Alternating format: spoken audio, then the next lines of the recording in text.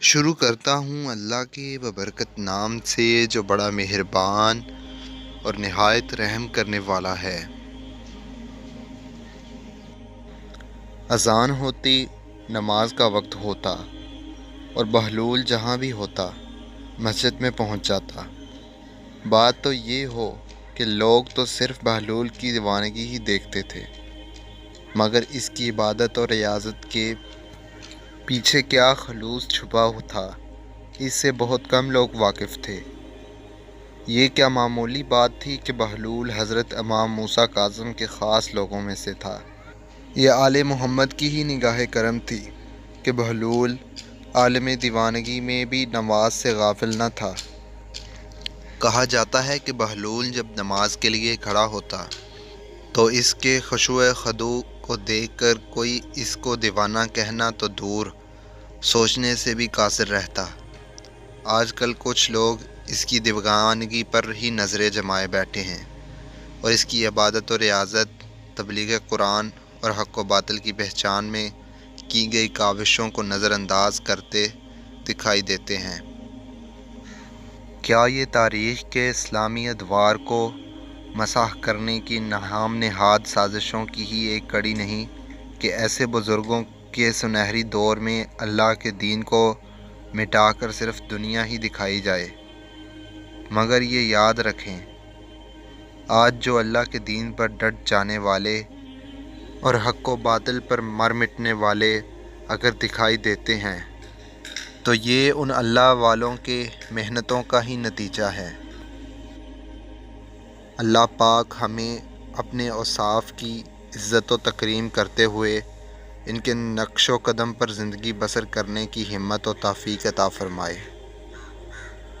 دوستو، ایک روز بہلول اپنے شریر ساتھیوں کے ساتھ بازار میں بھاگے جا رہا تھا کہ اچانک اس کو کچھ لوگوں کی بھیڑ دکھائی دی۔ وہ ہجوم کو اپنی چھڑی سے چیرتا ہوا، گردنوں کو پھلانگتا ہوا سب سے آگے جا کھڑا ہوا تو کیا دیکھتا ہے کہ شہر کا داروغہ ایک عجیب دعویٰ کر رہا ہے۔ اے لوگو، غور سے سنو، میں ایک ایسا ہوشیار آدمی ہوں کہ مجھے کوئی دھوکہ نہیں دے سکتا۔ بے شک داروغہ جی، آپ بالکل بجا فرما رہے ہیں۔ اس کے کارندے بھی ہجوم میں موجود تھے جو اس کو بیوقوف بنانے میں کوئی کسر نہ چھوڑ رہے تھے۔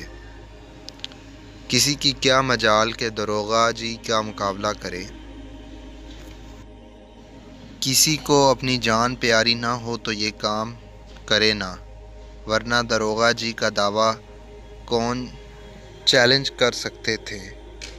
ہر طرف سے داد تحسین کے نعرے بلند ہو رہے تھے۔ بہلول نے جب یہ منظر دیکھا تو چھڑی زور سے زمین پر پٹخ کر لوگوں اور کہنے لگا، عالی جاں، مجھے بھی کچھ بولنے کو اپنی طرف متوجہ کیا اجازت ہے؟ داروغہ نے تمسخری سے ناک منہ چڑھاتے ہوئے کہا،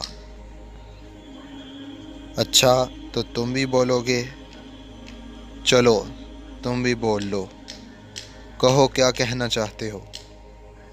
بہلول نے سنجیدگی سے کہا، حضرت جی، میں آپ کا دعویٰ چٹکیوں میں جھوٹا کر سکتا ہوں، مگر یہ کوئی ایسا مفید کام نہیں جس پر وقت ضائع کیا جائے۔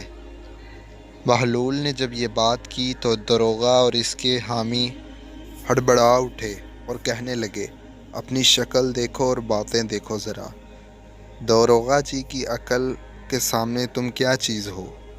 بھلا تیری کیا حقیقت ہے؟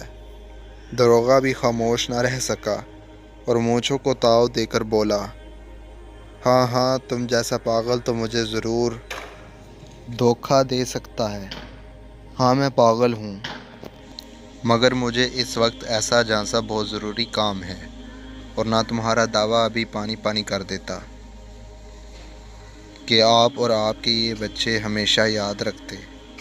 بہلول نے مسکرا کے کہا اور چلنے لگے تو داروغہ نے ڈٹ کر کہا، بڑی اونچی ہواؤں میں ہو میاں دیوانے، مجھے کوئی جلدی نہیں ہے، میں یہیں بیٹھا ہوں۔ تم اپنا کام کر کے واپس آؤ اور اپنے دعوے کو ثابت کرو۔ بہلول نے اپنی چھڑی گھماتے ہوئے کہا، بس ٹھیک ہے، اب اپنے وعدے پر قائم رہنا داروغہ جی، میں بس گیا اور ابھی واپس آیا، یہیں میرا انتظار کیجیے۔ یہ کہا اور جس طرح مجمع میں آیا تھا اس طرح واپس نکل گیا۔ جب کافی دیر گزر گئی اور بہلول واپس نہ آیا تو داروغہ بے چین ہو گیا۔ داروغہ کو لوگوں نے تسلی دی کہ وہ ہے بھی تو دیوانہ، کہیں بچوں میں لگ گیا ہوگا۔ کچھ اور وقت گزرا مگر راستے ہیں، ابھی آ جائے گا، آپ فکر مت کیجیے۔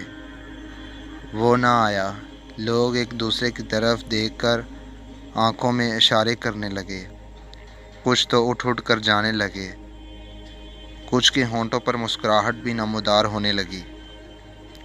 داروغہ بھی اندازہ ہو گیا تھا کہ پاگل اسے پاگل بنا کر چلا گیا ہے، وہ اب نہیں آنے والا۔ وہ نجل ہو کر بڑھایا، یہ پہلی بار ہے کہ مجھے کسی نے دھوکہ دیا ہے، اور وہ بھی کسی دیوانے نے۔ لوگ کھلکھلا کر ہنس دیے۔ داروغہ بھی مارے ندامت کے اپنا سامان لے کر چل دیا۔